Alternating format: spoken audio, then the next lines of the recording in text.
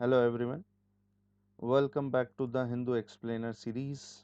मेरा नाम है सचिन पाटिल और आज हम डिस्कशन करेंगे फ्राइडे न्यूज़पेपर 26 नवंबर 2021 के बारे में। क्या कहता है पहला आर्टिकल, ये हम समझ लेते हैं। देखिए भाई, यहाँ पे गवर्नमेंट के द्वारा ये कहा गया है कि जो ईडब्ल्यूएस जो हमने कोटा रखा था उनके इनकम के बेसिस पर, उसको हम रिविजिट करेंगे। इस चीज को लेकर के यहाँ पे बात की गई है। देखिए अभी क्या हुआ था कि सुप्रीम कोर्ट के द्वारा ये सरकार को पूछा गया कि आपने किस बेसिस पर ये ईडब्ल्यूएस का जो कोटा डिसाइड किया है उसमें आप कितनी इनकम को यहाँ पे रख रहे हैं, इसको इसके बारे में जानकारी रखी गई थी। क्योंकि यहाँ पे सरकार के द्वारा कहा गया कि ईडब्ल्यूएस के अंदर उनको रखा जाएगा जिनकी सालाना जो इनकम है वो 8 लाख रुपए के आसपास रखी गई थी। उन उन जो लोगों को इसमें रखा गया इस कोटे के अंदर। अब ईडब्ल्यूएस कोटा क्या है, आप सभी को पता ही है कि सरकार के द्वारा 2019 में एक बिल को लाया गया था जो कि था ईडब्ल्यूएस कोटा बिल, है ना। इकोनॉमिकल वीकर सेक्शन को लेकर के ये जो बिल है इसको लाया गया था, जो कि 124th नंबर का ये बिल था, है ना। फिर बाद में सरकार ने इसको पास किया और ये एक एक्ट बना जिसको हम बोलते हैं 103rd अमेंडमेंट एक्ट। क्लियर। और इसे 2019 के अंदर पास किया गया और ये जो आर्टिकल है किसके अंदर इसमें चेंजेस किए गए, ईडब्ल्यूएस कोटे को लेकर के 10% कोटा रखा गया। जो इकोनॉमिकली वीकर सेक्शन जो हैं, जो लोग हैं, उनके लिए 10% का यहाँ पे क्या रखा गया, कोटा रखा गया, है ना। पब्लिक जॉब्स के अंदर, एजुकेशनल इंस्टीट्यूशंस के अंदर एडमिशन को लेकर के, तो ये सारी चीज़ों को ध्यान में रखते हुए सरकार के द्वारा इस बिल को लाया गया। अब बात आपसे फिर से मैं बता देता हूँ, बिल के बारे में पूछेगा तो 124th अमेंडमेंट बिल था ये। एक्ट कब बना, तो एक्ट 2019 के अंदर ही बना और इसे हम 103rd अमेंडमेंट एक्ट के नाम से जानते हैं। कौन से आर्टिकल के अंदर इसमें चेंजेस किए गए, तो आर्टिकल 15 एंड आर्टिकल 16 के अंदर इसमें चेंजेस किए गए। और चेंजेस करके इसमें क्या रखा गया, तो आर्टिकल 15 का जो क्लॉज 6 है उसको ऐड किया गया और आर्टिकल 16 का जो क्लॉज 6 है उसको यहाँ पे ऐड किया गया। अब यहाँ पे क्या कहा गया था, आप लोगों को एक और जानकारी दे दूं। देखिए 1992 में इंदिरा साहनी का जो केस था, थर्ड जजमेंट जो था, 9 जजेस का जो बेंच था, इन्होंने मिलकर के ये डिसाइड किया था कि भारत के अंदर एससी, एसटी एंड ओबीसी को मिला करके 50% से ज्यादा का क्या नहीं होना चाहिए, रिजर्वेशन नहीं होना चाहिए। इस चीज को लेकर के बात की गई। लेकिन 2019 में सरकार के द्वारा एक कोटा बिल लाया गया जिसको हम ईडब्ल्यूएस कोटा बिल कहते हैं और इसमें रिजर्वेशन को 10% क्या कर दिया गया, अलग से ऐड कर दिया गया, है ना। अब इसमें यह भी कहा गया सरकार के द्वारा कि भाई कि जो शेड्यूल कास्ट है, शेड्यूल ट्राइब्स है और जो ओबीसी हैं, उसके अलावा जो अगली जो कैटेगरी बचती है जिसको हम जनरल कैटेगरी बोलते हैं, तो जनरल कैटेगरी के अंदर भी ऐसे बहुत सारे लोग हैं जो फुलफिल नहीं कर पाते हैं। मतलब यहाँ पे इनइक्वलिटी को लेकर के यहाँ पे सरकार के द्वारा बात की गई कि उनको वो सुविधाएं नहीं मिल पाती हैं जो बाकी की कैटेगरीज के अंदर उनको मिल पाती है। ऐसे काफी सारा वर्ग है जनरल कैटेगरी के अंदर जो पिछड़ जाते हैं इन मामलों में, तो उसको लेकर के सरकार ने, उस वर्ग को ध्यान में रखते हुए सरकार के द्वारा इस 10% ईडब्ल्यूएस यानी इकोनॉमिकल वीकर सेक्शन को लेकर के सरकार के द्वारा प्रावधान को लाया गया पार्लियामेंट के अंदर और इसको पास कर दिया गया, है ना। फिर मैंने आपको बताया कौन सा केस, कौन से जजमेंट के तहत, तो उनका मैं नाम भी मेंशन कर देता हूं, है ना। इंदिरा सावनी जो केस था उसके द्वारा यहाँ पे जजमेंट लिया गया था। 9 बेंचेस, जो 9 जजेस का ये कॉन्स्टिट्यूशन बेंच था, जिसके तहत एक रिजर्वेशन को लेकर के एक कैप लगाया गया था जिसमें यह कहा गया था कि भारत के अंदर 50% से ज्यादा क्या नहीं होना चाहिए, रिजर्वेशन नहीं होना चाहिए। तो इसको लेकर के देखिए सुप्रीम कोर्ट ने जब इस सरकार के द्वारा इस बिल को लाया गया, इस एक्ट को बनाया गया, है ना, ईडब्ल्यूएस कोटा जिसे हम कहते हैं 10% कोटा, जिसमें सरकार के द्वारा ये कहा गया कि भाई कि जो ऐसे लोग जो जिनकी सालाना इनकम जो है, एनुअल इनकम जो है वो 8 लाख रुपए है, उनको ये जो सुविधाएं हैं इस सेक्शन के तहत दी जाएंगी। तो सरकार के ऊपर सवाल उठाते हुए सुप्रीम कोर्ट ने ये पूछा कि आप किस बेसिस पर ये इनकम का कॉन्सेप्ट लेकर के आए हो? क्या आपने सारे राज्यों के अंदर सारी जीडीपीस को आपने कैलकुलेट करते हुए ये किया है ना? तो इसके बारे में जवाब मांगा गया। तो सरकार की तरफ से ये जो रिविजिट किया जाएगा ईडब्ल्यूएस कोटा को लेकर के, है ना, जवाबदेही जिसको हम बोलते हैं, रिस्पॉन्सिबिलिटी, तो ये रखी जाएगी किसके द्वारा? तो सरकार के सॉलिसिटर जनरल के द्वारा, जिनका नाम है तुषार मेहता, इनके द्वारा इस सारी चीज को यहाँ पे कहा गया है ना। चलिए अब आप लोगों के लिए आज के लिए कमेंट बॉक्स के अंदर पहला क्वेश्चन आप लोगों को बताना है, भारत के अटॉर्नी जनरल कौन है और कौन से आर्टिकल में इनका एक्सप्लेनेशन मिलता है, इसके बारे में आप लोगों को जानकारी देनी है। अटॉर्नी जनरल का कॉन्सेप्ट आपको बताना है, क्योंकि उन्हीं के अंडर में सॉलिसिटर जनरल क्या करते हैं, काम करते हैं। तो ये सारी चीजें यहाँ पे आप लोगों को ध्यान में रखनी है। उम्मीद करता हूँ आप लोगों को ये वाला पार्ट अच्छे तरीके से यहाँ पे क्लियर हो गया है। ठीक है, इसके अलावा हम बढ़ते हैं हमारे अगले अगले पार्ट की तरफ। यहाँ पे देखिए एक चीज बताई गई है जिसको लेकर के यहाँ पे कहा गया है क्या, है ना। इसको मैं इरेज कर देता हूँ ताकि आप लोगों को क्लियर विजिबल हो जाए यहाँ पे। आगे बात कर लेते हैं। यहाँ पे देखिए एक इंस्टीट्यूट है जिसके द्वारा ये कहा गया है कि सरकार आगे चल करके एक डिसीजन ले सकती है, और वो डिसीजन क्या होगा उसके बारे में यहाँ पे बात की गई है। देखिए यहाँ पे क्या कहा जा रहा है कि bring in the 3 rate GST structure पे भी यदि सरकार काम करेगी तो भी सरकार को किसी भी तरीके का क्या नहीं होगा, लॉस नहीं होगा। इसके बारे में यहाँ पे चर्चा की गई है। क्लियर। अब यहाँ पे ये सर्वे किसका है, किसके द्वारा ये कहा गया है? तो national institute of public finance and policy की ये स्टडी है कि जिसमें ये सरकार के द्वारा सरकार को लेकर के ये कहा गया है कि यदि गवर्नमेंट आगे चल करके इस रेट स्ट्रक्चर को चेंज भी करेगी, यानी अभी हाल फिलहाल में कितने स्लैब हैं ये आपको पता है, मैंने आपको पढ़ाया भी है, जीएसटी बहुत अच्छे तरीके से डिटेल में मैंने आपको पढ़ाया है कि भारत के अंदर 4 अभी जीएसटी की स्लैब है, जिसमें 5% है, 12% है, 18% है, 28% है। लेकिन इस स्टडी के द्वारा क्या कहा जा रहा है कि यदि आगे चल करके यदि पॉसिबल रहा तो इस रेवेन्यू स्ट्रक्चर को किस तरीके से किया जा सकता है, न्यूट्रल रेट करा जा सकता है, जिसमें जो मिनिमम रहेगा वो 8% हो सकता है। इसके अलावा दूसरा जो एवरेज रेट रहेगा वो रहेगा 15%, और जो सबसे हायर रेट रहेगा वो 30% कर सकते हैं, है ना। ये 3 रेट के यदि हिसाब से भी यदि सरकार काम करे जीएसटी को लेकर के, तो उस पर किसी भी तरीके का जीएसटी में सरकार को लॉस नहीं होगा, ये कहा जा रहा है national institute of public finance and policy के द्वारा। ठीक है, इसके अलावा इसमें कुछ भी इंपॉर्टेंट नहीं है। इसके आगे हम बढ़ सकते हैं। जीएसटी के बारे में आप लोगों को थोड़ा सा पता होना चाहिए। गुड्स एंड सर्विसेज टैक्स की हम बात कर रहे हैं, ये एक तरीके का इनडायरेक्ट टैक्स है ना। मैं बता देता हूँ क्योंकि काफ़ी सारे एस्पिरेंट जो हैं हमारे साथ डेली जुड़ते हैं, तो उनके बारे में भी आपको पता होना चाहिए। तो इनडायरेक्ट टैक्स है एक तरीके का जीएसटी, और जीएसटी जो है इसको लाया गया था 1 जुलाई 2017 में इसको लाया गया था। जीएसटी को दुनिया में पहली बार रखने वाला जो देश था वो है फ्रांस। फ्रांस ने 1954 में दुनिया के सामने पहली बार जीएसटी को इम्प्लीमेंट किया था। क्लियर। इसको लेकर के हमारे देश में एक बिल लाया गया था जिसको जीएसटी बिल कहते हैं। बिल के बारे में आप लोगों को याद रखना है भाई, 122 नंबर का ये बिल था जिसको लाया गया, और ये बिल एक्ट बना, है ना, जिसको जीएसटी एक्ट बोलते हैं, और ये 101 नंबर का ये एक्ट था जिसको भारत के अंदर लाया गया। ये कब की बात है? तो ये 2016 की ये बात है जिसमें इस बिल को भारत के अंदर पार्लियामेंट के अंदर लाया गया।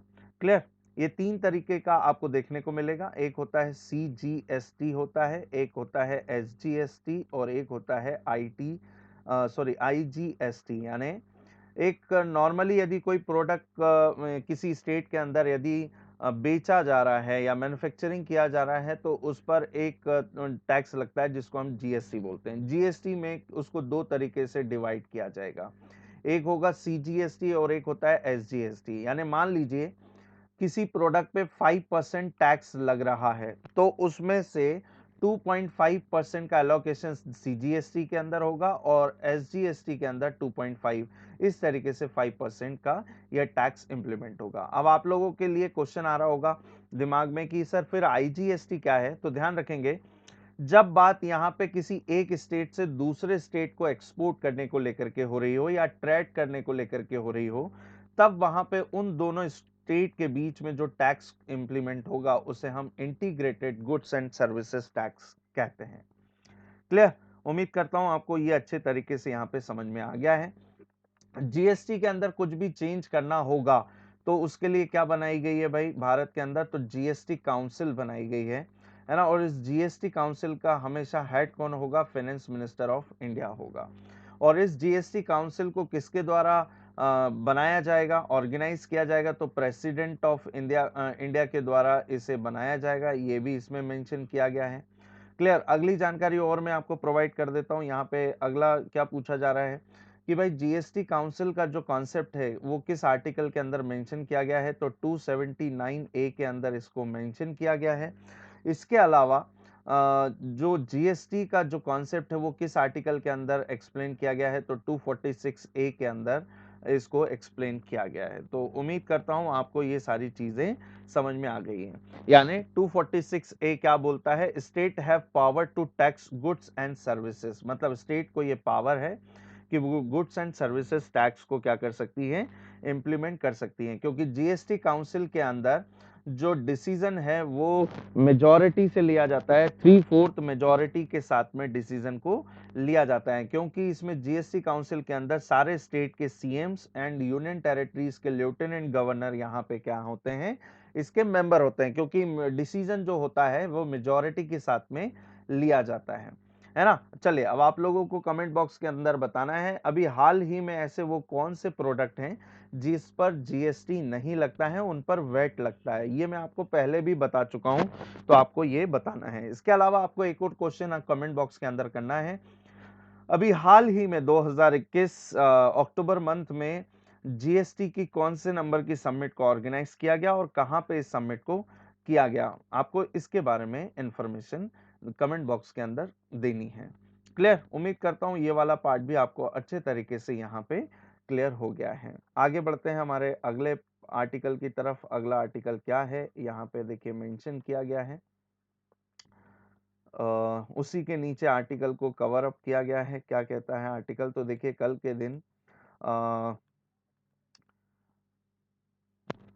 पीएम मोदी जी के द्वारा एक एयरपोर्ट को इनॉग्रेट किया गया है। उस एयरपोर्ट का नाम यहाँ पे देखिए मेंशन किया गया है। नोएडा के अंदर अ, भारत का सबसे बड़ा ये इंटरनेशनल एयरपोर्ट जो है इसे इनॉग्रेट किया गया है। और ये कहाँ पर है? तो जेवर इंटरनेशनल एयरपोर्ट नोएडा के अंदर इसे इनॉग्रेट किया गया। आपको बताना है हमारे सिविल एविएशन मिनिस्टर कौन है, इसके बारे में आपको कमेंट बॉक्स के अंदर आंसर करना है। देखिए कल के दिन यहाँ पे एक प्रोग्राम को आयोजित किया गया और उसमें ये कहा गया मोदी जी के द्वारा कि भाई पिछले 70 साल के अंदर यूपी में इतना खराब माहौल रहा है, किसी भी तरीके का डेवलपमेंट यहाँ पे नहीं देखने को मिलेगा। लेकिन सरकार के द्वारा यहाँ पे काफी सारे डेवलपमेंट किए गए हैं। यूपी को उसका अस्तित्व दिलाने की पूरी कोशिश की गई है। यहाँ पे पहले आप यूपी को किस तरीके से जाना करते थे? चोरी, डकैती, है ना। उसके अलावा क्राइम को लेकर के यहाँ पे आप भ्रष्टाचार को लेकर के आप उत्तर प्रदेश को जाना जाता था, गरीबी को लेकर के उत्तर प्रदेश को जाना जाता था। लेकिन उत्तर प्रदेश में काफी समय से यहाँ पे सरकार के द्वारा क्या किए जा रहे हैं? एक के बाद एक डेवलपमेंट के काम किए जा रहे हैं। मतलब यूपी का जो बोल सकते हैं ना कि पहले का जो दौर और था, लेकिन आज का जो दौर है वो काफी बदलता हुआ आपको देखने को मिलेगा। और इसके अलावा यूपी की जो लोग हैं, पॉपुलेशन भी है, इस चीज को लेकर के अप्रिशिएट कर रही है ना। वो खुश है, उत्तर प्रदेश की जनता सरकार के द्वारा किए जा रहे विकासात्मक कार्यों को लेकर के खुश है, इसके बारे में यहाँ पे जानकारी दी गई है। इसके अलावा हमारे लिए कुछ भी इंपॉर्टेंट नहीं है, आपको तो सिर्फ एयरपोर्ट का नाम याद रखना है और इसे कहाँ पे इनॉग्रेट किया गया है इसके बारे में आप लोगों को जानकारी रखनी है। इसके अलावा हम बढ़ते हैं हमारे अगले आर्टिकल की तरफ। अगला आर्टिकल क्या बोलता है, यहाँ पे देखिए सरकार के द्वारा एक फंड को रेस किया गया है या बढ़ा दिया गया है एक प्लान को लेकर के, जिसको यहाँ पे कहा गया है एमजी नरेगा को लेकर के।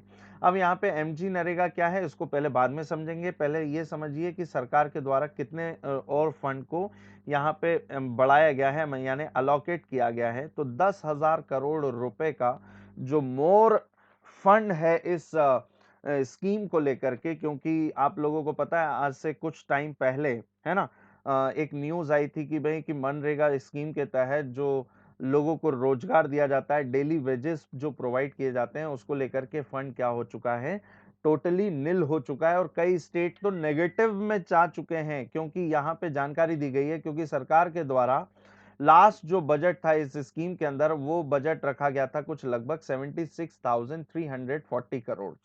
लेकिन काम करते करते और इस स्कीम को इंप्लीमेंट करते करते ये जो बजट है ये पहुंच गया था 86,000 करोड़, 229 के करोड़ के आसपास ये पहुंच चुका है ना। मतलब सरकार के द्वारा अपना एडिशनल यहाँ पे प्रोवाइड किया गया है, जिसकी वजह से काफी सारे राज्यों के तो अंदर ये अकाउंट माइनस में जाता हुआ देखने को मिला। तो सरकार ने उसी चीज को ध्यान में रखते हुए क्या किया गया है कि 10,000 करोड़ रुपए का जो मोर अलॉटमेंट है वो इस स्कीम के अंदर किया गया है। ठीक है, उम्मीद करता हूं ये वाला पार्ट आपको अच्छे तरीके से क्लियर हो गया है। अब बाकी की चीजों को भी समझ लीजिए भाई। देखिए अब यहाँ पे नाम दिया गया है एमजी नरेगा। अब एमजी नरेगा से पहले ये नरेगा हुआ करता था, है ना। ये एक एक्ट है जिसको 2005 में पास किया गया है, जिसको कहा जाता था national Rural Employment Guarantee act कहा गया। इसको बाद में 2009 में नाम परिवर्तित करके इसको महात्मा गांधी जी का नाम जोड़ दिया गया, जिसको कहा जाता है Mahatma Gandhi National Rural Employment Guarantee Act के नाम से इसको जाना जाता है। और इसको इंप्लीमेंट किया जाता है मिनिस्ट्री ऑफ रूरल डेवलपमेंट के अंडर में इसको मैनेज किया जाता है। क्लियर। और भारत के लगभग सभी राज्यों के अंदर इसको इंप्लीमेंट किया जा रहा है, जिसमें 100 डेज एम्प्लॉयमेंट क्या दिया जाता है, वेजेस प्रोवाइड किया जाता है। अनस्किल्ड जो वर्कर हैं इस स्कीम के अंदर जो काम कर रहे होते हैं उनको ये सारी चीजें प्रोवाइड की जाती हैं। क्लियर। इस मनरेगा स्कीम की शुरुआत कब की गई थी वो भी मैं आपको बता देता हूं। देखिए एक्ट को कब लाया गया तो 2005 में। इसको महात्मा गांधी नाम कब जोड़ा गया तो 2009 में। लेकिन क्वेश्चन यदि आपसे पूछा जाए कि मनरेगा स्कीम या नरेगा स्कीम को भारत में कब लाया गया, तो वो भी चीज आपको याद रखनी है। 2 फरवरी 2006 में इसको लॉन्च किया गया था इस स्कीम को। और कहां से लॉन्च किया गया था तो वो भी मैं आपको बता देता हूं। अनंतपुर गांव से इसकी शुरुआत की गई थी। कहां पर आता है अनंतपुर विलेज, तो आंध्र प्रदेश में ये इस स्कीम की शुरुआत भारत के अंदर की गई। भारत में जब इस स्कीम को लॉन्च किया गया था 2 फरवरी 2006 में, मनमोहन सिंह जी उस समय प्राइम मिनिस्टर थे भारत के, तो इसको भारत के शुरुआत में 200 डिस्ट्रिक्ट से इसको लॉन्च किया गया था, है ना। आज की डेट में लगभग कुछ 700 डिस्ट्रिक्ट्स के अंदर इसको इंप्लीमेंट किया जा रहा है। तो ये है 100 डेज एम्प्लॉयमेंट स्कीम। इसको फिर सरकार के द्वारा और एक्सटेंड कर दिया गया। जैसे कि अर्बन एरियाज में तो ये 100 डेज एम्प्लॉयमेंट स्कीम ही है, लेकिन रूरल एरियाज, ट्राइबल एरियाज में इसको बढ़ा करके कितना किया जा सकता है तो 150 डेज किया जा सकता है। ये भी प्रावधान बाद में इसके अंदर जोड़ा गया। तो उम्मीद करता हूं ये वाला पार्ट आपको अच्छे तरीके से समझ में आ गया है। और इसमें जो वेजेस है वो किस एक्ट के तहत प्रोवाइड किया जाता है वर्करों को, मजदूरों को, तो यहाँ पे लिखा गया है द मिनिमम। देखिए उसके लिए एक एक्ट लाया गया था, द मिनिमम वेजेस एक्ट 1948 के तहत ये चीजें प्रोवाइड की जाती हैं भारत के अंदर। क्लियर। इसके बारे में आप लोगों को थोड़ा सा जानकारी रखनी है।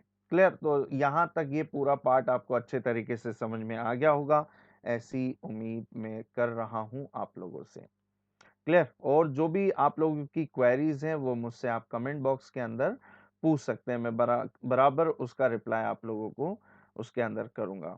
चलिए अब हम बात करते हैं हमारे अगले पेज की तरफ, अगले आर्टिकल की तरफ। अगला आर्टिकल बहुत ही इंपॉर्टेंट है डिफेंस के बिहाफ में। देखिए यहाँ पे क्या कहा गया है कि जो स्कॉर्पिन क्लास, जो 4th स्कॉर्पिन क्लास सबमरीन है आईएनएस वेला, इसने ज्वाइन कर लिया है भाई इंडियन नेवी को। अब यहाँ पे देखिए वेला का नाम आपको सुनने को मिल रहा है, और एक सबसे इंपॉर्टेंट चीज स्कॉर्पिन क्लास यहाँ पे सबमरीन को लेकर के बात चल रही है।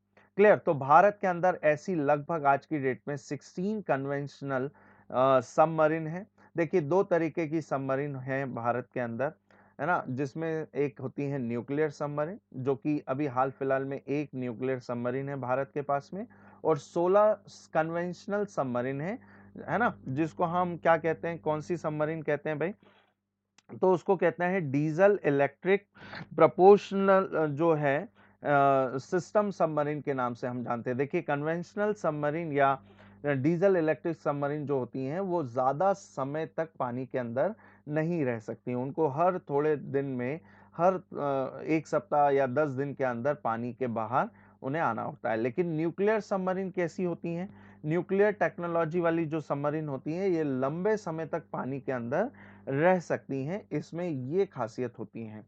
क्लियर। और दोनों ही मिसाइल से, टॉर्पेडो से लेस्ड होती हैं। ये वॉर के टाइम पीरियड में ये इस्तेमाल की जाती हैं, दुश्मनों पर नजर रखने पे ये काम करती हैं, और इसके अलावा इसमें काफी सारे डिफेंस इक्विपमेंट्स लगे होते हैं। मॉडर्न कन्वेंशनल सबमरीन है, इसको लाया गया है।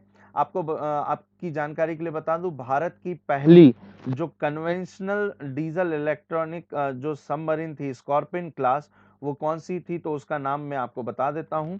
उसका नाम है सिंधु शस्त्र, है ना, ये आप लोगों को इसके अंदर याद रखना है। सिंधु शस्त्र ये भारत की पहली स्कॉर्पिन क्लास सबमरीन थी, जिसको 2000 में लिया गया था, रशिया से परचेस किया गया था। ये जानकारी आप लोगों को रखनी है।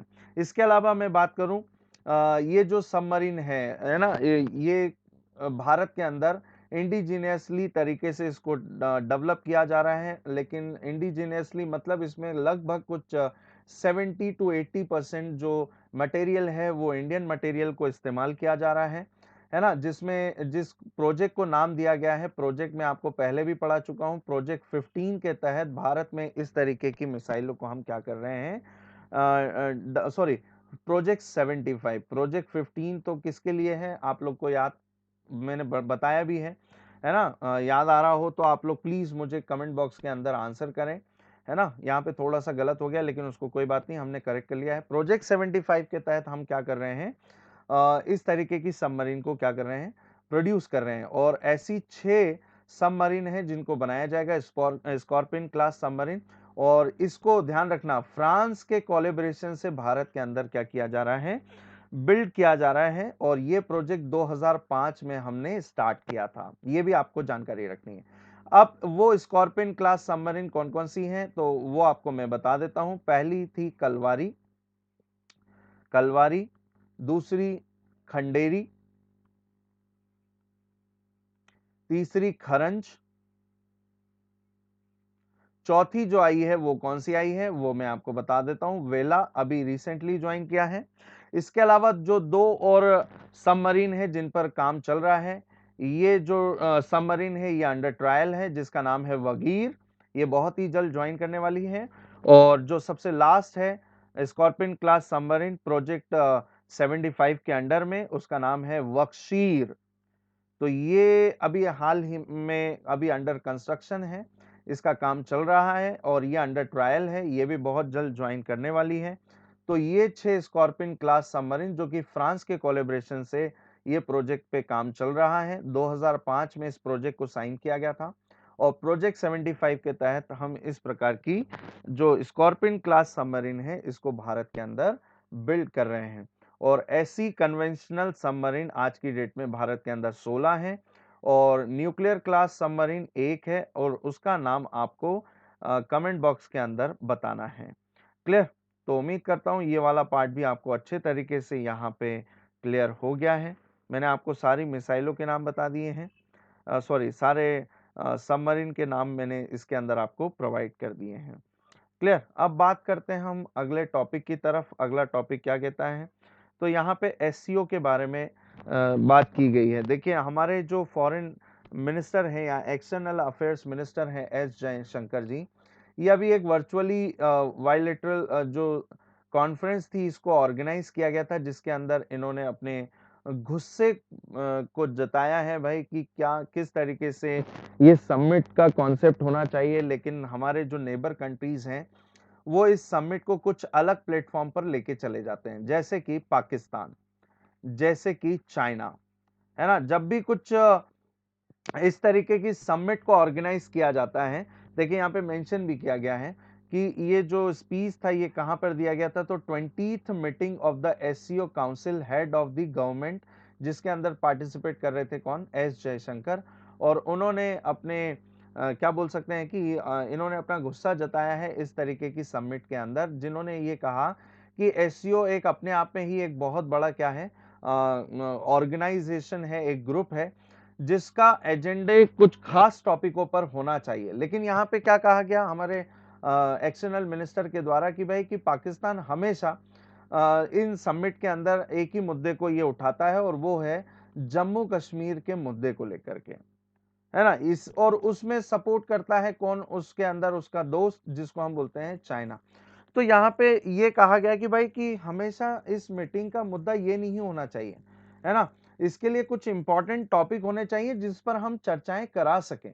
तो यहाँ पे इस चीज को लेकर के बात की गई है ना। जबकि आपको तो अप्रिशिएट करना चाहिए भाई इंडिया को कि आपने पीओके वाले रीजन के अंदर आपने अपने एक प्रोजेक्ट को बिल्ड किया है जिसका नाम है सीपैक। इसके बारे में यहाँ पे चर्चाएं की गई है, देख सकते हैं ये वाले पार्ट के अंदर, जिसको हम बोलते हैं चाइना का एक इनिशिएटिव है। और इस इनिशिएटिव को तो हम काफी बार चर्चाएं कर चुके हैं, 2013 के इस इनिशिएटिव को जिसको बोला जाता है belt and road initiative of China.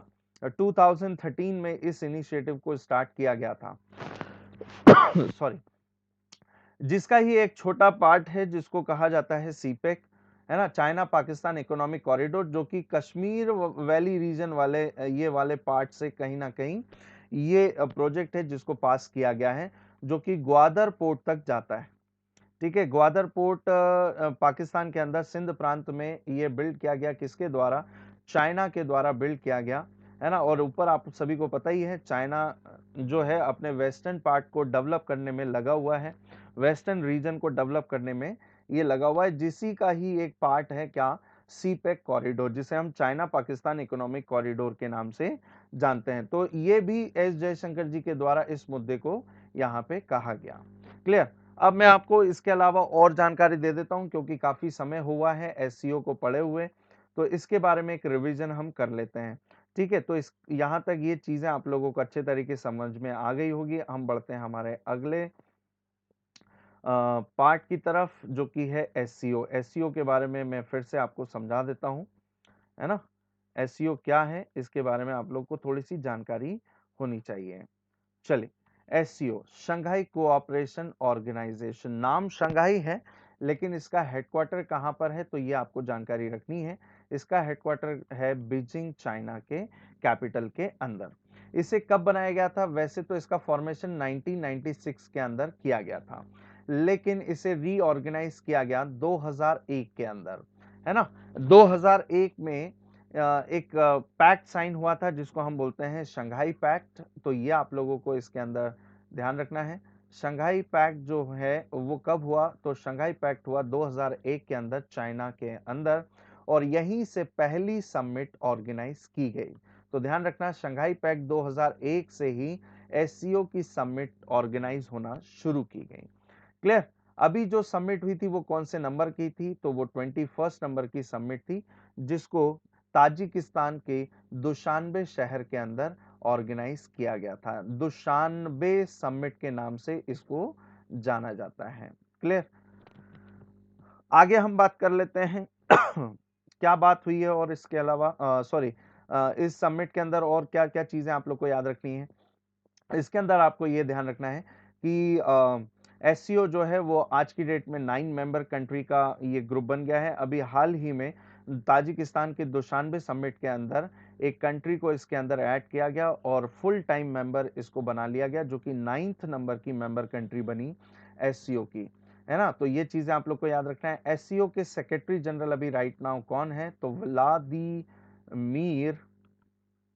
Vladimir Norov right now इसके क्या हैं, सेक्रेटरी जनरल हैं, जो कि उज़्बेकिस्तान से बिलोंग करते हैं। इसकी अगली जो समिट होगी 22 नंबर की 2022 के अंदर, उसे ऑर्गेनाइज किया जाएगा समरकंद के अंदर। ध्यान रखना है, ये सारी चीजों को आप लोग अच्छे तरीके से नोट कर लीजिए।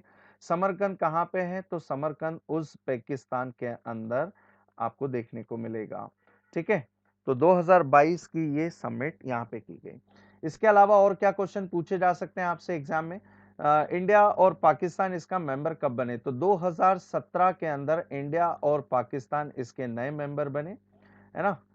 दोनों ने एक साथ ज्वाइन किया है इसके अंदर। और कौन सी समिट के अंदर इसे ज्वाइन किया गया है, तो अस्ताना समिट ऑर्गेनाइज की गई थी। अस्ताना किसकी कैपिटल हुआ करती थी, तो कजाकिस्तान की कैपिटल हुआ करती थी। अब आप बोलेंगे कि सर हुआ करती थी का मतलब क्या होता है, तो कजाकिस्तान की जो कैपिटल है अस्ताना, अस्ताना का नया नाम अब कर दिया गया है नूर सुल्तान। तो ये आप लोगों को ध्यान में रखना है। तो अस्ताना का नया नाम क्या है भाई, नूर सुल्तान। और कजाकिस्तान की आज की डेट में जो कैपिटल है उसे हम नूर सुल्तान के नाम से जानते हैं। क्लियर। इसके अलावा मैं एक और चीज आपको यहीं पे मेंशन कर दूं, एससीओ की ऑब्जर्वर कंट्री भी हैं। ध्यान रखना, कितनी ऑब्जर्वर कंट्री थी, तो 4 थी। अब ईरान क्या हो गया है, फुल टाइम मेंबर हो गया है एससीओ का। तो अब ऑब्जर्वर कंट्री बची है 3। पहली है अफगानिस्तान, दूसरी है बेलारूस,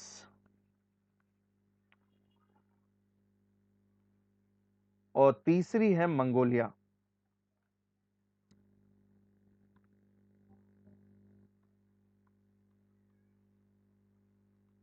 ठीक है, तो ये 3 ऑब्जर्वर कंट्री हैं इसके अंदर। उम्मीद करता हूं आपको ये वाला पार्ट बहुत अच्छे तरीके से डिटेल में आपको समझ में आ गया है ना।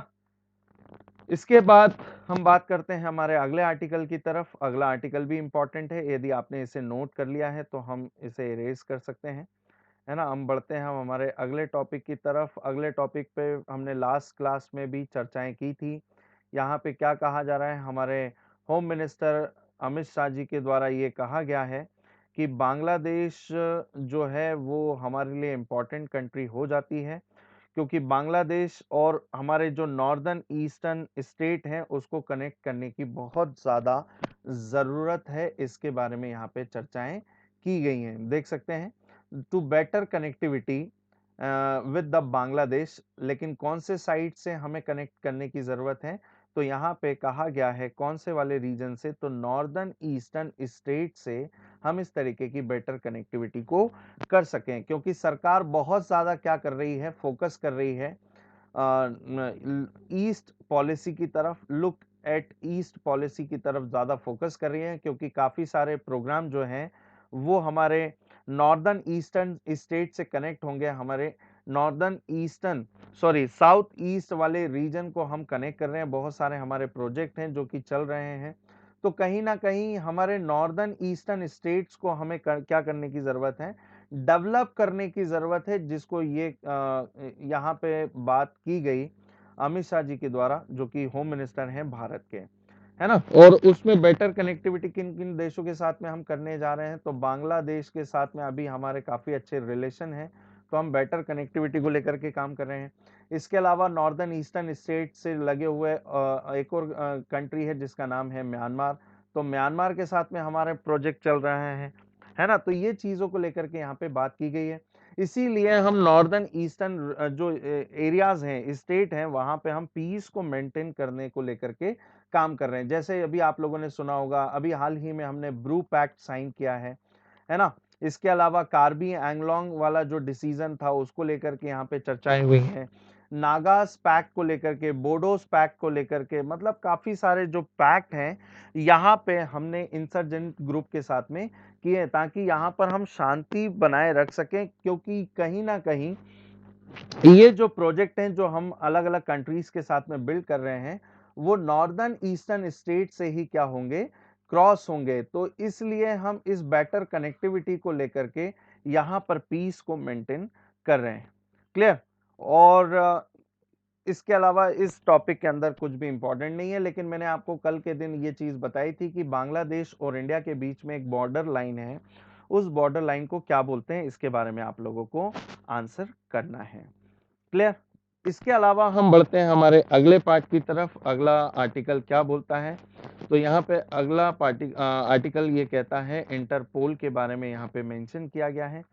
क्या है, तो देख सकते हैं यहाँ पे जो सीबीआई के स्पेशल डायरेक्टर हैं प्रवीण सिन्हा, इनको अभी हाल ही में इंटरपोल के डेलीगेट्स में शामिल किया गया है ना, इसके मेंबर को बनाया गया है। अब ये क्या है इंटरपोल, इसके बारे में हम लोग समझ लेते हैं।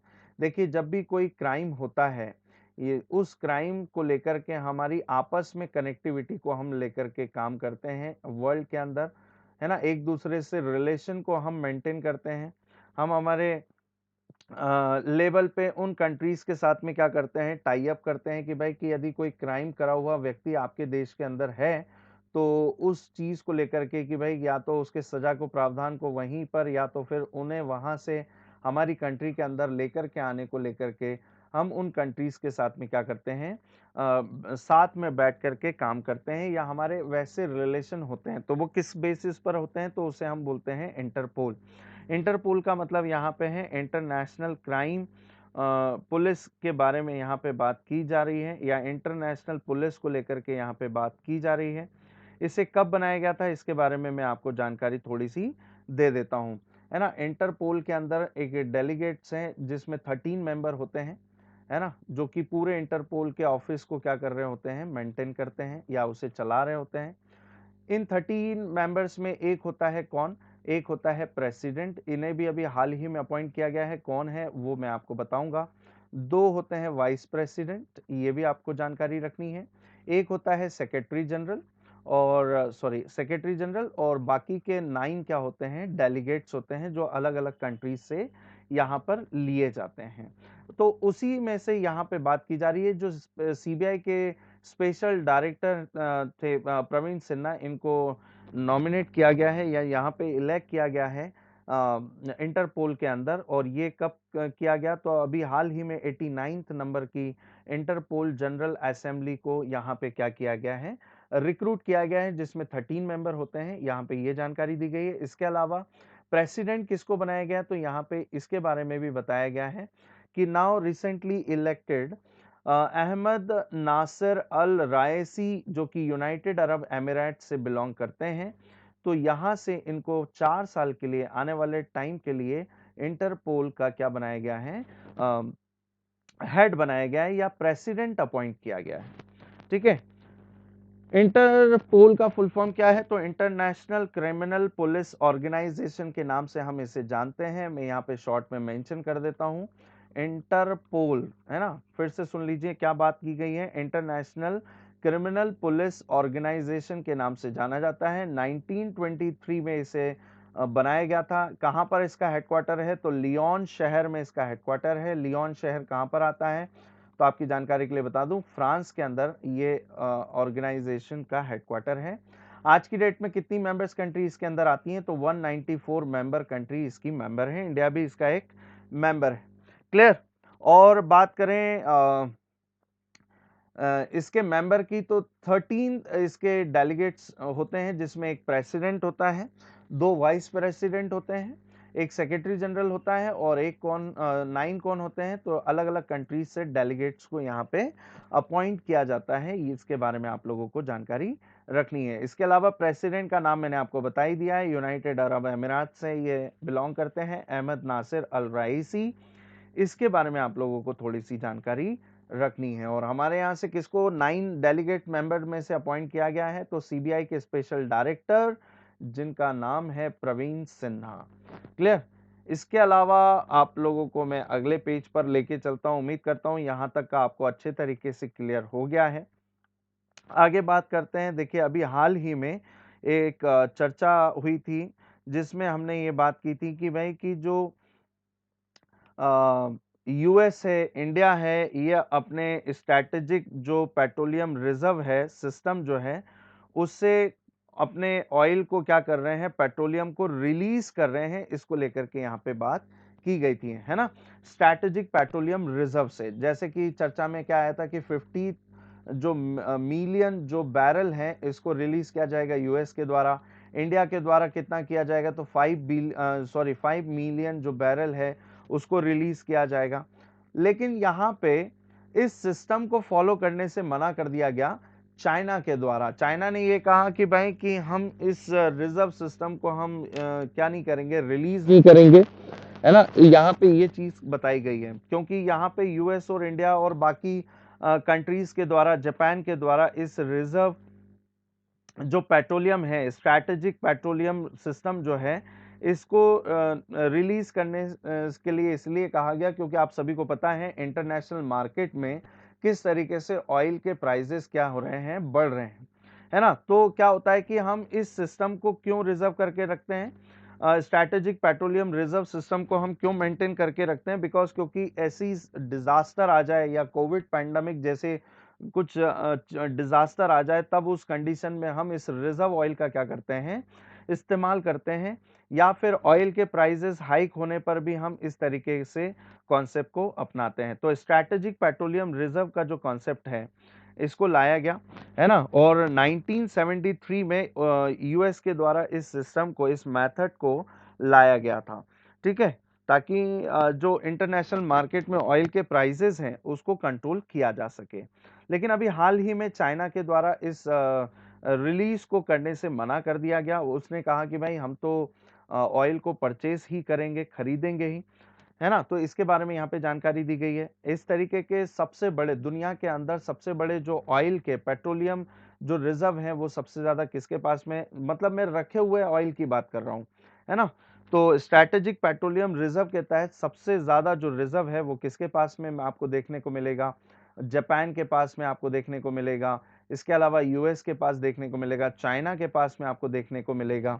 इसके अलावा इंडिया के अंदर भी ऐसा कुछ सिस्टम है क्या, तो बिल्कुल है। उस सिस्टम को हम क्या कहते हैं, तो उसको हम बोलते हैं ISPRL कहा जाता है। क्या बोला जाता है शॉर्ट में, ISPRL कहा जाता है, यानी Indian strategic petroleum reserve limited कहा जाता है।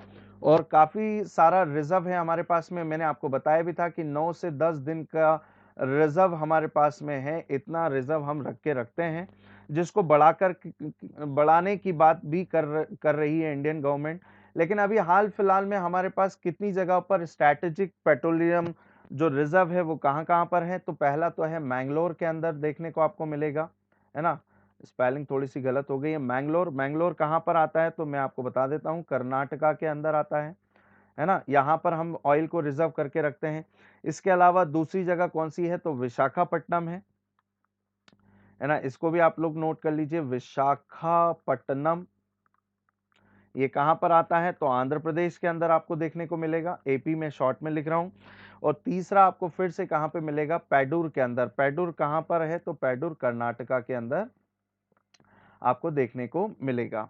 इसके अलावा सरकार और भी जो रिजर्व है इनको बनाने को लेकर के बात कर रही है। इन 3 के अलावा भी और बनाने को लेकर के काम चल रहा है। पहला कहाँ पर है, तो यहाँ पे दिया है चांदीखोल के अंदर आपको देखने को मिलेगा।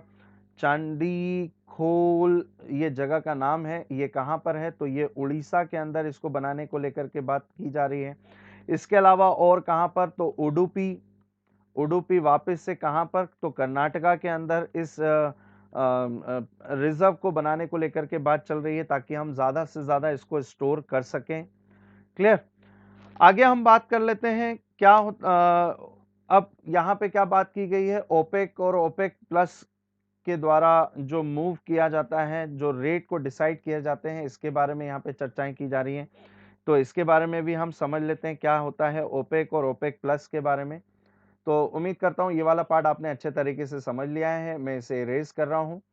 तो देखिए, हर देश अपने यहाँ पे क्या करता है, पेट्रोलियम को क्या करता है, रिजर्व करके रखता है, जिसे हम बोलते हैं स्ट्रैटेजिक पेट्रोलियम रिजर्व सिस्टम, है ना। अब मैं आपको ओपेक के बारे में समझा देता हूँ, व्हाट इज ओपेक और ओपेक प्लस। ताकि आपके सामने जब एग्जाम में क्वेश्चन में पूछा जाए तब आप इसके बारे में आंसर्स लगा सकें। क्लियर?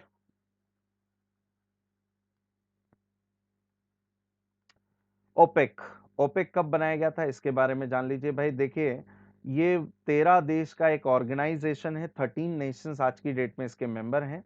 ये वो 13 देश हैं जो पूरी दुनिया के अंदर ऑयल के रेट्स को क्या करते हैं, डिसाइड करते हैं, क्योंकि सबसे ज्यादा ये क्या करते हैं, दुनिया के अंदर ऑयल को प्रोड्यूस करते हैं। लगभग कुछ पूरी दुनिया का 44% ऑयल को क्या करते हैं, ये प्रोड्यूस करते हैं। और इंटरनेशनल मार्केट में ऑयल के रेट को भी इसी ग्रुप के द्वारा डिसाइड किया जाता है। अब ओपेक क्या है, तो organization of petroleum exporting countries इसके नाम से इसको जाना जाता है। 1960 में इसको बनाया गया था बगदाद कॉन्फ्रेंस के तहत। तो बगदाद कहां पर आता है, तो मैं आपकी जानकारी के लिए बता दूं, इराक की कैपिटल है बगदाद।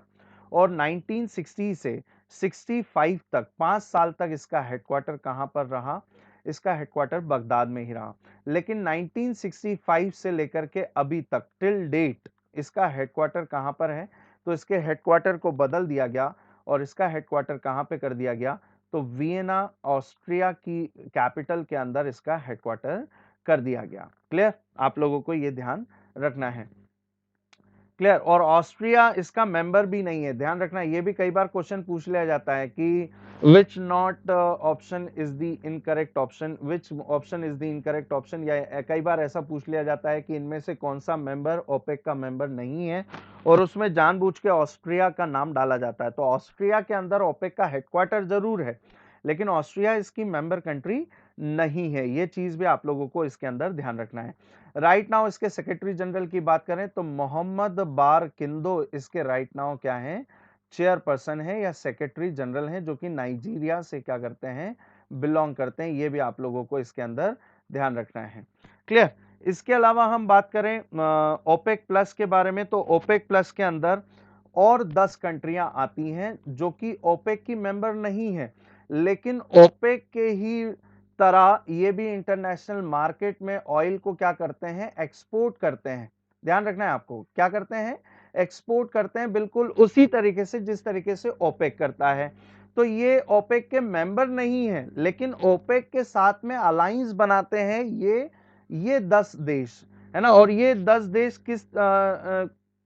कब जुड़े थे इसके साथ में, देखिए मैं फिर से बोल रहा हूं, ओपेक के ये मेंबर नहीं है। ओपेक में तो क्वेश्चन आएगा कि कितने मेंबर हैं, तो आपको 13 देश ही लगाने हैं।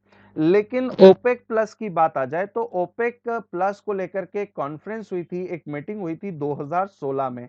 कहां पे हुई थी, तो अल्जीयर्स के अंदर इसकी एक बैठक हुई थी, अल्जीयर कंट्री के अंदर इसकी मीटिंग हुई थी, और वहां पे ओपेक प्लस बनाया गया। और ओपेक प्लस में क्या कहा गया कि 13 देशों के अलावा वो 10 देश भी उसी रेट से मार्केट में पेट्रोल को एक्सपोर्ट करेंगे जिस तरीके से ओपेक ग्रुप करता है ना। तो ये चीजें आप लोगों को इसके अंदर ध्यान रखनी है। अब वो 10 देश कौन कौन से आते हैं, तो मैं आपको ओरल ही बता देता हूं। Azerbaijan, Bahrain, Brunei, Kazakhstan, Malaysia, Mexico, Oman, Russia, south Sudan and Sudan. ये वो 10 देश हैं जो अलग से आते हैं ओपेक प्लस में। ध्यान रखना, मैं किसकी बात कर रहा हूं, ओपेक प्लस की बात कर रहा हूं भाई, ओपेक की बात नहीं कर रहा हूं। ओपेक प्लस की बात करेंगे तो 23, और ओपेक की बात करेंगे तो 13 नेशंस इसके अंदर आते हैं। और ये कब अलायंस बने, आपस में कब जुड़े, तो 2016 में अल्जीयर में एक मीटिंग हुई थी फर्स्ट टाइम, जिसमें इस चीज को लेकर के बात की गई थी, जिनको नॉन ओपेक ग्रुप भी कहा जाता है। एक होते हैं ओपेक ग्रुप और एक होते हैं नॉन ओपेक ग्रुप। तो उम्मीद करता हूं आपको ये सारी चीजें यहां पे क्लियर अच्छे तरीके से हो गई होंगी। क्लियर? अब हम बात करते हैं हमारे एडिटोरियल पेज पर। तो एडिटोरियल पेज पर कुछ भी खास नहीं है ना।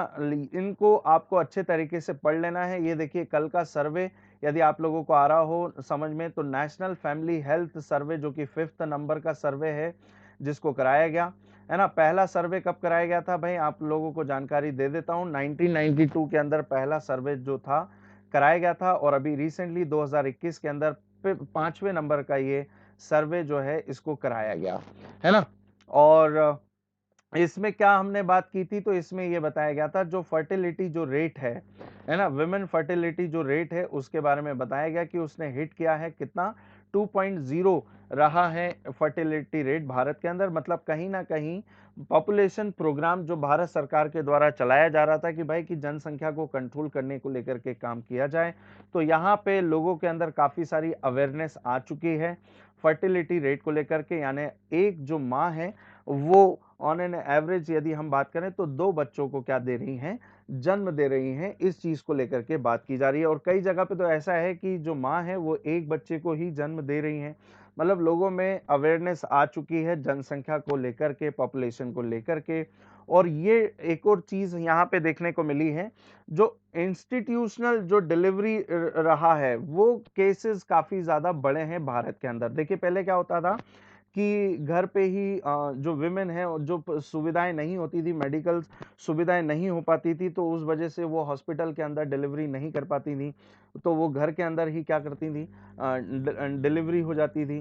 तो उस चीज को लेकर के यहाँ पे अवेयरनेस बढ़ी है, इंस्टीट्यूशनल डिलीवरी जो है प्रेग्नेंट वुमेन का वो बड़ा है केसेस। तो यहाँ पे ये सारी जानकारी सर्वे के अंदर दी गई है ना। चाइल्ड स्टंटिंग को और चाइल्ड वेस्टिंग को लेकर के यहाँ पे चर्चाएं इस ऑथर ने, सॉरी इस एडिटोरियल पेज के अंदर किया गया है। तो इसके बारे में हम कल डिस्कशन कर चुके हैं। अब यहाँ पे देखिए फिर से यहाँ पे कोप 26 को लेकर के चर्चाएं की गई हैं। कोप 26 में क्या क्या बातें हुई हैं, ये पहले दो जो पैराग्राफ हैं इसके अंदर यही चीज बताई गई है कि भाई इंडिया के द्वारा एक एक्शन लिया गया है कि जिसमें ये कहा गया है कि इंडिया कार्बन न्यूट्रल हो जाएगा। कब तक? 2070 तक कार्बन न्यूट्रल हो जाएगा। इसके अलावा क्या कहा गया है, पंचामृत स्कीम के बारे में इस पूरे 3 पैराग्राफ के अंदर बताया गया है। 5 पॉइंट जिसको हम कहते हैं रिपोर्ट कहते हैं, जिसमें इंक्लूड कहा गया कि रिड्यूसिंग द कार्बन एमिशन 50%। कब तक कर लेंगे? तो 2030 तक हम कम कर लेंगे, इसके बारे में यहाँ पे कहा गया। इसके अलावा और क्या बातें कही गई हैं भाई, जो नेक्स्ट समिट है वो 2022 के अंदर इजिप्ट के अंदर होगी। 2028 की जो, सॉरी 2023 की जो समिट होगी 28वें नंबर की, वो ऑर्गेनाइज होगी यूएई के अंदर, इसके बारे में जानकारी दी गई है। इसके अलावा और क्या कहा गया है कि 1.5 डिग्री सेल्सियस जो टेम्परेचर है अर्थ का उसको हम रिड्यूस करेंगे। ये 140 देशों के द्वारा अनाउंस किया गया है। टारगेट को, डेट को रखा गया है कि नेट जीरो हम कर लेंगे एमिशन को, ये भी चर्चाएं यहाँ पे कही गई हैं। और भी काफी सारे देश हैं जिन्होंने अपने टारगेट रखे हैं। 2060 तक चाइना ने रखा है, सऊदी अरेबिया के द्वारा 2060 तक। इसके अलावा अमेरिका और भी अलग डेवलप कंट्रीज हैं जिन्होंने कहा कि 2050 तक हम क्या कर लेंगे, कार्बन न्यूट्रल हो जाएंगे।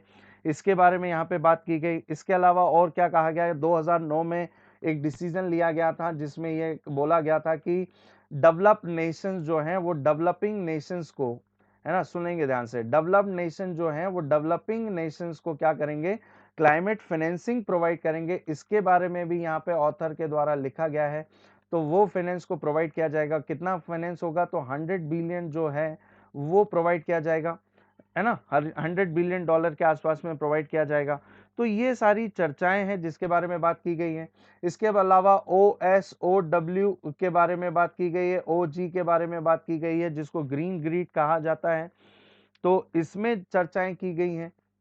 इसके अलावा और क्या कहा गया है, अभी आप लोगों को पता होगा कि जो फेज आउट फेज डाउन वाली जो कंडीशन अभी चर्चाएं चल रही थी कि भाई कि फेज आउट कंडीशन अभी हाल फिलहाल में भारत के अंदर तो नहीं लाया जा सकता है, लेकिन फेज डाउन वाली कंडीशन को हम जरूर ला सकते हैं। फेज डाउन यानी कोल के जो द्वारा जो प्लांट के अंदर इलेक्ट्रिसिटी या एनर्जी को जो प्रोड्यूस किया जा सकता है, किया जाता है, उसको हम कम कर सकते हैं। यानी फेज डाउन वाली कंडीशन पे अभी हम काम कर सकते हैं, ना कि फेज आउट कंडीशन, यानी कि पूरे तरीके से हम कोल के जो एनर्जी प्लांट है, पावर प्लांट है, उनको टोटली तरीके से बंद करके। क्योंकि मैंने आपको बताया, अभी कई बार मैंने आपको बताया है कि कोल का जो एनर्जी प्रोड्यूस जो सिस्टम है इंडिया के अंदर वो सबसे बड़ा है। आज की डेट में सबसे ज्यादा इलेक्ट्रिसिटी, एनर्जी जो प्रोड्यूस की जाती है वो कोल से की जाती है। इसके बारे में यहाँ पे बात की गई है। इसके अलावा और क्या बात की गई है, फॉर डिफॉरेस्टेशन प्लेज को लेकर के बात की गई है ना।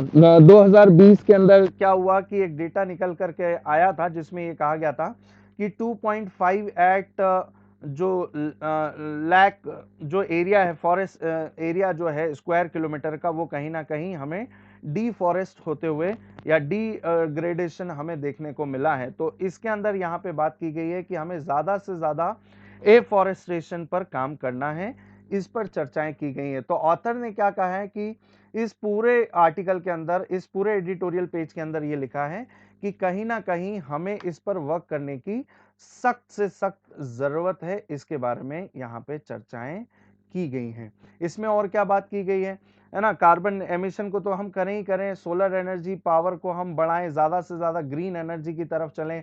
इसके अलावा इलेक्ट्रॉनिक व्हीकल्स को बढ़ाने को लेकर के ऑथर ने यहाँ पे मेंशन किया है कि इंडिया के अंदर ज्यादा से ज्यादा इलेक्ट्रिक व्हीकल को बढ़ाने की जरूरत है।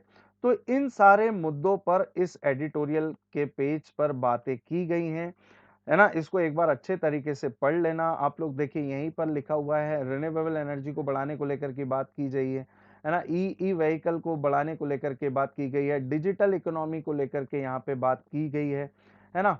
तो ये सारे मुद्दे हैं जिसमें ऑथर ने इस एडिटोरियल पेज पर मेंशन किया है। उम्मीद करता हूं ये वाला पार्ट आपको अच्छे तरीके से क्लियर हो गया है। बात करें अगले पेज की तरफ, तो यहाँ पे क्या होता है कि एक इंटरव्यू आता है जिसको आप लोगों को पढ़ने की जरूरत है। देखिए हम 2-3 दिन से सिर्फ इसी मुद्दे पर बात कर रहे हैं कि क्रिप्टो करेंसी जो बूम पर अभी आपको देखने को मिल रही है, उस पर कंट्रोल करने की जरूरत है। और यहाँ पे इंडिया के इस बिल के बारे में भी मेंशन किया गया है। तो क्रिप्टो करेंसी के बारे में मैं आपको पहले भी बता चुका हूं, आप इसको एक बार बस रीड कर लेना। इसके अलावा कुछ भी इस पेज पर इंपॉर्टेंट नहीं है आज के डेट में। तो उम्मीद करता हूं आज का सेशन आपको बहुत अच्छे तरीके से समझ में आया है ना। इसके अलावा हम अगले दिन फिर मिलेंगे अगले न्यूज़पेपर के साथ। तो आज के लिए इतना काफ़ी है आज के सेशन में। आप लोगों की जो भी क्वेरीज हैं आप मुझसे कमेंट बॉक्स के अंदर पूछ सकते हैं, ठीक है। तो thank you everyone and have a nice day to all.